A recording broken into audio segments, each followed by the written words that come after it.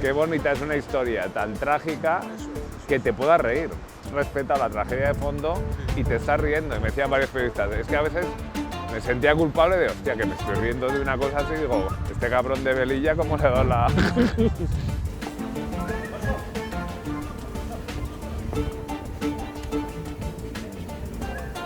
A ver, yo he tenido la sensación, como sabéis, yo me tuve que ir a estudiar fuera. Bueno, aquí no había estudios, ni se estudiaba comunicación, ni guión, que era mi especialidad, ni dirección, ¿no? Yo me fui de muy joven a estudiar fuera y luego ya toda mi carrera la he desarrollado fuera, tanto aquí como en Estados Unidos, como... Y entonces siempre tienes esto cuando vuelves de historias que te llenan o te llegan un poco más porque han sido muy tuyas, pues son de Zaragoza. Probablemente os ha ocurrido con estos últimos trabajos. Pero sí que hay algo que no tienes tú dentro y que cuando ruedas cosas de Zaragoza, pues bueno, para mí es mucho más emotivo.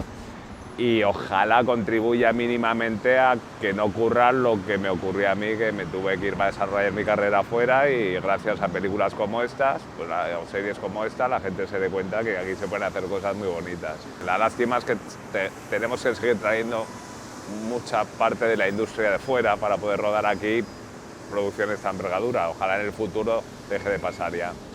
Bueno, lo importante para esta historia es que yo soy de Zaragoza y yo viví esa época. Yo tenía ya 12 años y entonces con todo mi equipo, las primeras reuniones con el equipo mío mi obsesión era mostrar fotos de la época, contarles lo que yo quería hacer y luego ya nos paseamos mucho Zaragoza, ¿no? Y ellos han hecho un trabajo de documentación exhaustivo, pues yo les insistía que si a mí me convencían de que estaba reviviendo mi niñez, ya convenceríamos al público de que estarían reviviendo una época.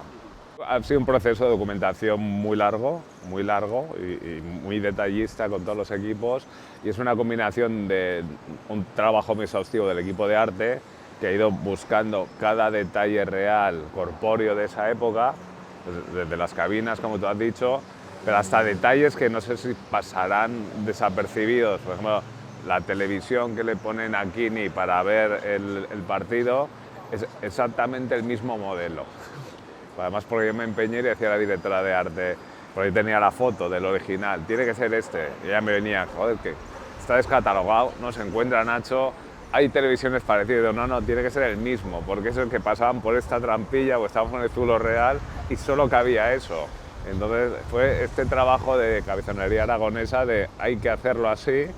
Entonces tengo que agradecer dos cosas: el equipo de arte que hizo todos los detalles, la televisión de la casa original de Kini es la televisión pequeña roja que tenía Kini, el vídeo que programa es el vídeo, o sea, todo es buscaba el detalle, ¿no? Mi obsesión era que todo fuera lo que realmente era. Y hay una cosa que hoy en día, si veis muchas series, muchas películas, a mí hay alguna cosa que me enerva, que es cuando fuman un paquete de tabaco, es una marca falsa, porque no se puede reproducir, tal. Las revistas que leen son marcas falsas porque tienen que negociar derechos. Afortunadamente esta serie la hicimos con el tiempo suficiente y la dedicación suficiente como para que todo esto estuviera cerrado y que cuando alguien fuma en esta serie está fumando una marca de tabaco de la época, que cuando alguien lee una revista del corazón está leyendo el Semana o el Lectura como debe ser. Y eso hace que yo me crea donde estoy. Y creo que eso va a hacer que el espectador se crea donde está. En todos los pases que hemos hecho estoy muy contento porque la ambientación es una de las cosas que más han aplaudido. El tono, pero la ambientación cuidada al detalle, que era una obsesión mía desde el inicio, la gente lo está alabando muchísimo. Donde no se podía llegar porque evidentemente la calle ya no existía, el tubo ya no existía, el rastro ya no existía, todo ha sido una reproducción 3D basada en fotografías de la época. Donde estamos ahora es uno de los trabajos más curiosos que hemos hecho, porque nos ha ocurrido en varias partes. Es un trabajo que es un trabajo donde participa arte, donde participa visual effects, y es un trabajo bastante complicado de hacer. Porque aquí lo que hicimos originalmente es rodar toda la plaza tal y como existe hoy en día. Esa plaza la pasamos por Visual Effects, que la intervino toda, y mediante fotos de la época reprodujo la plaza de cómo sería en esa época. Tanto el tráfico, con los coches de época, como todos los comercios, desaparecieron todo esto que hay alrededor. En Visual Effects, después de que pasara por Visual Effects, nos fuimos a un plató virtual donde mediante LEDs los actores los rodamos con la proyección de la Zaragoza que habíamos construido nosotros en 3D, de tal forma que ellos estaban rodando con toda la Zaragoza en 180 grados de los años 80, creo que es muy importante.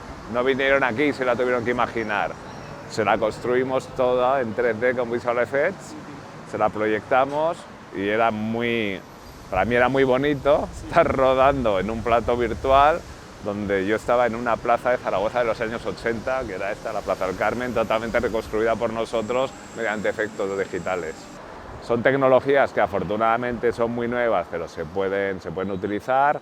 Hoy en día siguen siendo muy costosas, pero bueno, para estas cosas, este tipo de producciones se puede llevar a cabo y creo que hacen lucir mucho la serie. Y además parte de esa llamada es una transcripción literal de la llamada original. O sea, que es muy importante, tanto en la serie como para que se viera que estamos tratando el material con una fidelidad muy grande a lo que ocurrió y a lo que se dijo. Empezamos a idear dónde se moverían ellos para hacer las llamadas y tal. Entonces la zona, digamos, más social que había alrededor de ese barrio era toda la zona de San Miguel. Nos inventamos varias escenas en las que podían ocurrir cosas. Una es una agencia de viajes, donde entra Víctor Sanz con Rafa Maza, y otra es una llamada de Raúl Arévalo en la misma Plaza San Miguel, que además eso era otro reto, porque evidentemente ya no existía como era, y menos por lo que me han dicho va a existir ahora, porque deben estar en obra, por lo que me han dicho.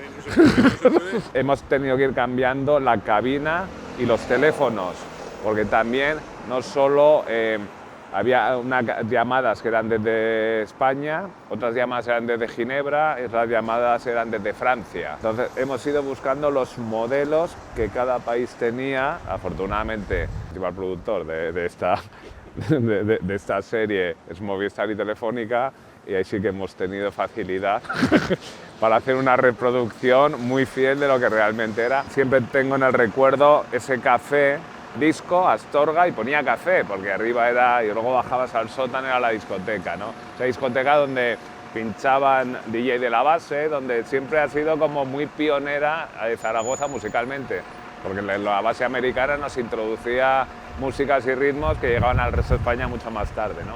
Entonces yo tenía la obsesión de que alguna historia pasara por ahí. Y cuando nos fuimos a localizar con el equipo, no hacía más que dar vueltas a la calle y no la encontraba y decía, pero ¿dónde está la discoteca? Coño. Y todo mi equipo, tenía 20 personas ahí aldear de todos esperando. Y yo, si estaba aquí, coño, yo la recuerdo que estaba aquí. Y entramos a una floristería que hay al lado y había una dependiente muy joven y le decimos, oye, perdona, es que estamos buscando la discoteca Astorga. Y dice, ay, pues yo no la recuerdo, pero espera que igual mi madre, y salió su madre. Su madre tendría como 40, 50 años.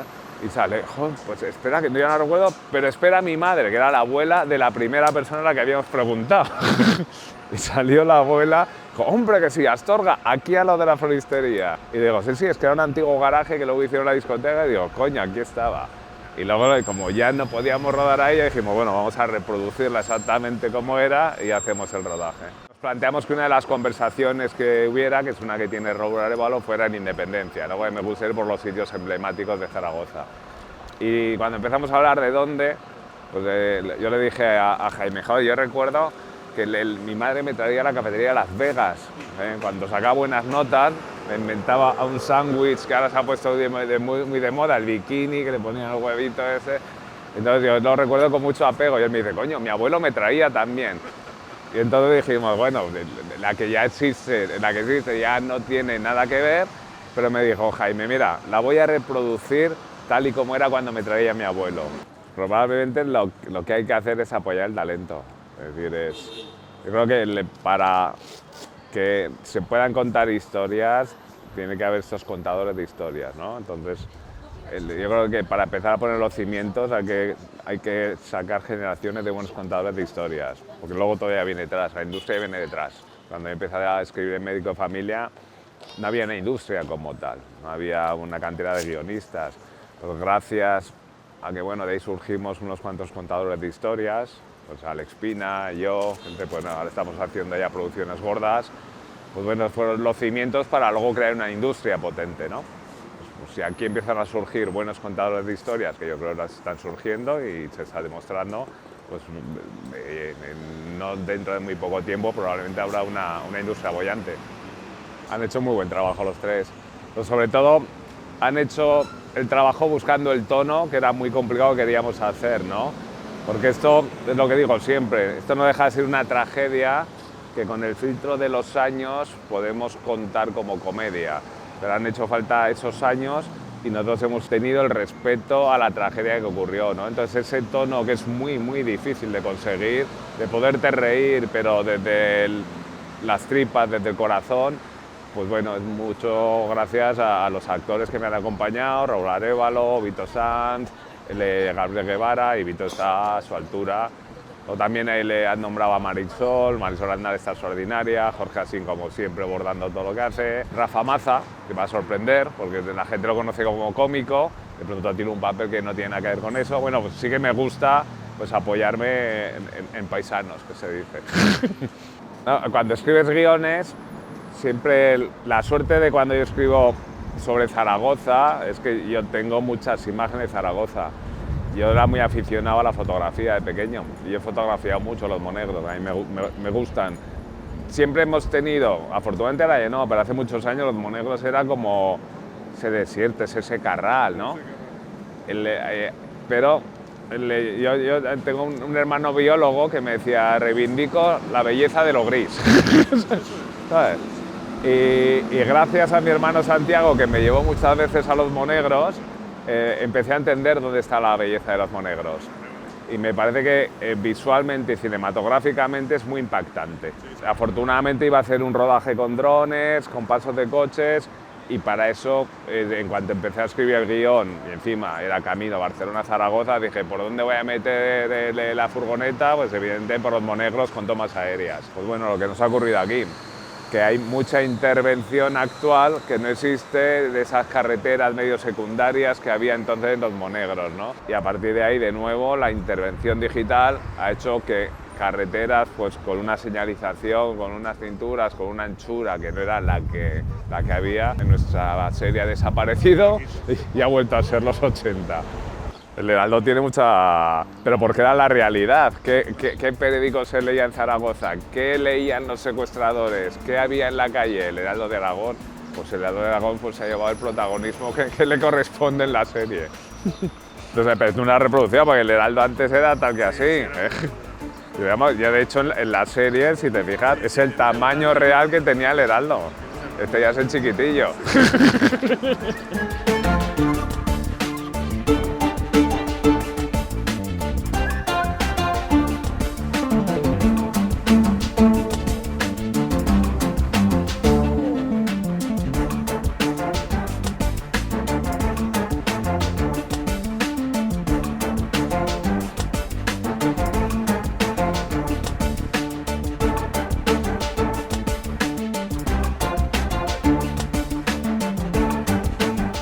Era un futbolista al que yo le tenía mucho cariño, como muchos españoles, pero cuando conoces realmente la profundidad humana de esa persona, como he tenido la oportunidad a través de la documentación, a través de hablar con periodistas, a través de hablar con sus hijos, en estos momentos es un ídolo para mí y es un ejemplo de lo que debería ser un deportista y un futbolista.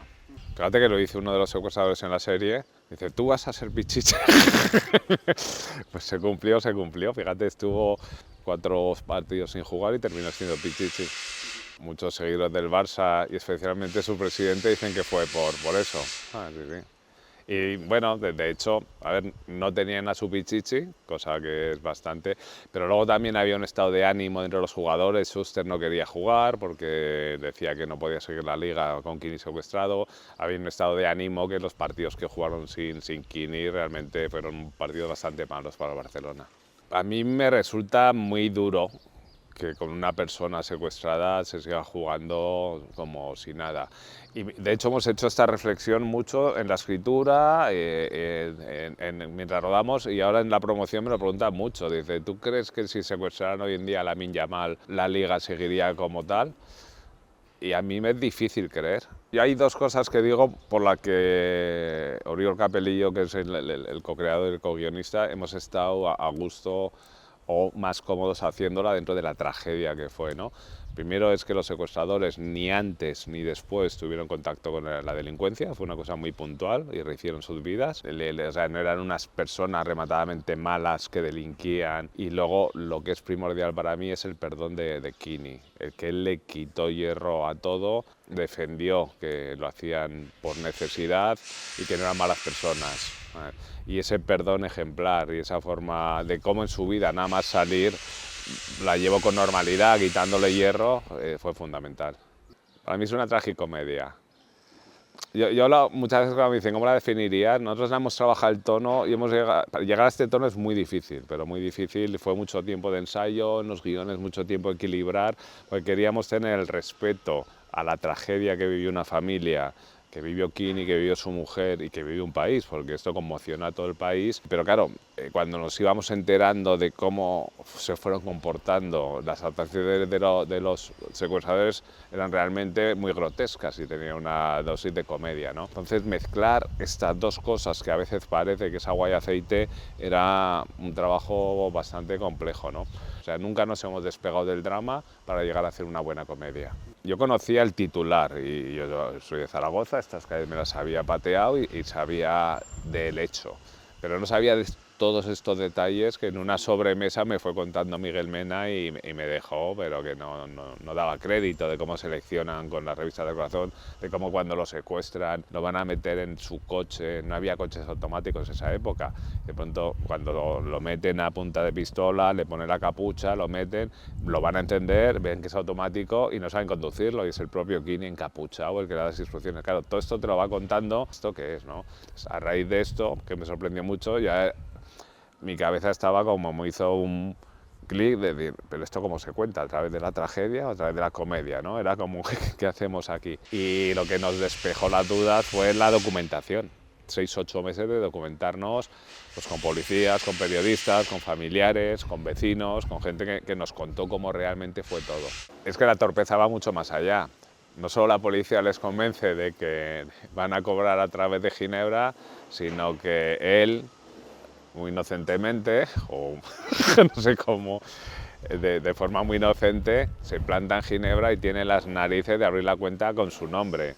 Claro, la policía, cuando entró al banco después de que él salió con el dinero y vio que estaba su nombre real y vio que esa persona existía y existía en Zaragoza, no daba crédito de, bueno, si ya sabemos quién es. Estos cuentos de documentación de los que vienen de esa época y de buenos periodistas que me lo contaron. Y de hecho, una de las anécdotas que más gracia me hizo que me contaron es que el dueño de Isabelo, una vez que Kini salió del secuestro, se descubrió que Kini había estado comiendo los bocadillos de su bar, le puso un cartel que decía aquí se venden los bocadillos que comía Kini. Una operación de marketing maña muy original y muy pionera.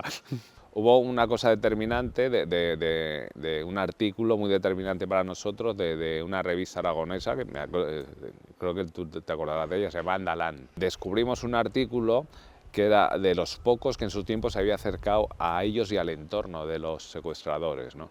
Y el artículo se titulaba, el titular era El listo, el manitas y el torpe.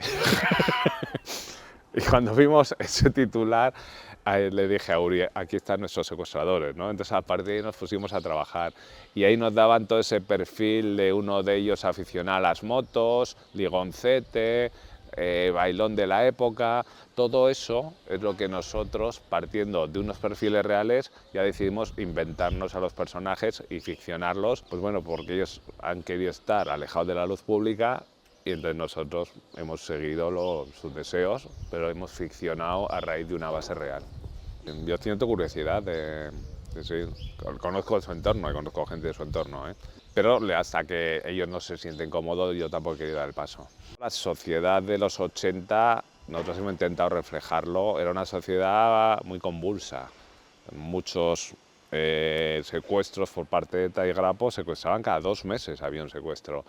Una crisis económica bestial, la crisis de vivienda que tanto nos suena ahora, en los 80 también era muy bestia. Eso es muy triste que muchos titulares se reproduzcan, ¿no?